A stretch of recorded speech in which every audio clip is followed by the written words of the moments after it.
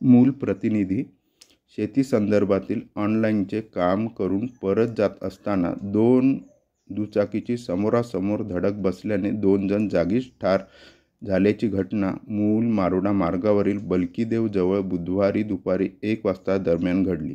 यश शेंडे, देवीदास शेंडे राहणार मारोडा हे घटनास्थळी ठार झाले, तर वासुदेव सहारे राहणार भादुर्णा यांना उपचारार्थ उपजिल्हा रुग्णालयात नेत असताना वाटेत मृत्यू झाला.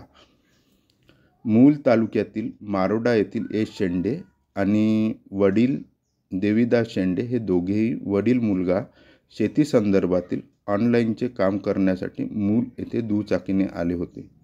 काम पूर्ण करून ते दुचाकीने परत जात होते.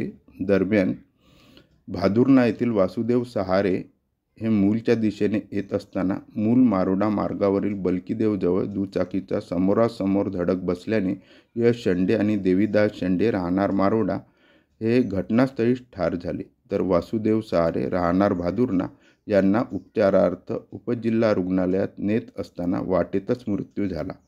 मूल पोलीस घटनास्थळी दाखल होऊन पंचनामा केला.